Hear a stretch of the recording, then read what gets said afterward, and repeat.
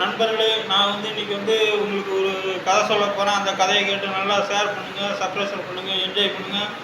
வாங்க கதைக்குள்ளே போயிடலாம். ஒரு ஊரில் ஒரு ராஜா இருந்தார்.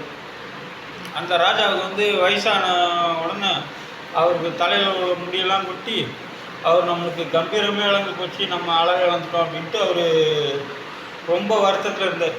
உடனே அவர் தலைமை மருத்துவரை கூப்பிட்டு அவர் என்ன செய்ய தலைமை மருத்துவரை எனக்கு தலையிலேருந்து முடியெல்லாம் கொட்டி எனக்கு வழுக்கையாகி போச்சு, இந்த முடி முளைக்கிறதுக்கு நீங்கள் ஏதாவது மருந்து தரணும் அப்படின்ட்டு. உடனே அந்த மருத்துவர் ஐயா தலையில் முடி முளைக்கிறதுக்கு மருத்துவமே இல்லைன்னொடனே அவருக்கு கோபம் வந்துச்சு. அவருக்கு கோபம் வந்த உடனே இந்த மருத்துவரை கொண்டு போய் பாதாள சிறையில் அடைங்கன்னு அடைச்சிடுவார். அடைச்ச உடனே எல்லா மருத்துவர்களும் எல்லா மருத்துவர்களையும் அழைத்து இந்த மாதிரி எனக்கு தலையில் முடி முளைக்கிறதுக்கு நீங்கள் மருந்து கண்டுபிடிச்சி எனக்கு தரணும் அப்படின்னு இருக்காரு. உடனே எல்லா மருத்துவம் ஐயோ நம்ம இப்படி என்ன பண்ணுறது, எப்படா ராஜா தப்பிக்கிறதுன்ட்டு எல்லோரும் வருத்தத்தோடு அவங்க வீட்டுக்கு போயிட்டாங்க. வீட்டுக்கு போயிட்டு இருக்கும்போது அப்புறம் அவங்க வீட்டில் ஒரு மருத்துவர் வீட்டில் ஒரு இளம் மருத்துவர் இருந்தார்.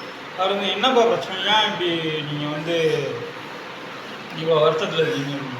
இல்லைப்பா, ராஜாவுக்கு திடீர்னு முடியெல்லாம் கொட்டி போச்சு, அவருக்கு வழுக்கையாகி போச்சு, அவருக்கு முடி வளரணுமா, அதுக்கு மருந்து தயாரிச்சு சொல்லியிருக்காரு. ஒரு தலைமை மருத்துவர் மருந்து தயாரிக்க முடியாதுன்னு உள்ள சிறைச்சாலைக்குள்ளே பிடிச்சி போட்டார்.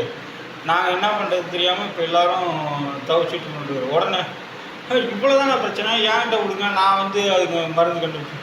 என்னது, நாங்கள் இவ்வளோ வயது முதிர்ந்தவங்களாலே மருந்து கண்டுபிடிக்க முடியல, ஆனால் ஒன்றால் எப்படி கண்டுபிடிக்க முடியும் அப்படின்னு கேட்டது. இல்லை, ஏன்கிட்ட கொடுங்க, நான் கண்டுபிடிக்கணும். எல்லா மருத்துவரும் தம்பி நாங்கள் சொல்கிறத கேளு, ஒன்றாலாம் முடியாது. இல்லை, ஏன்கிட்ட சொல்லுங்கள், நான் கண்டுபிடிச்சிட்டேன். உடனே சரி வாங்கிட்டோம் அப்படின்ட்டு சொல்லிட்டேன்.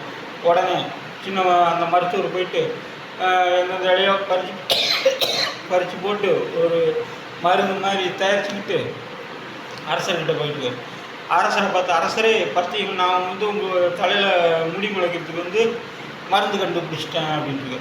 உடனே ராஜா இதை 40 நாள் நீங்கள் உங்கள் தலையில் தடவுனீங்கன்னா உங்கள் தலையிலேருந்து முடி முளைக்கும் அப்படின்ட்டு.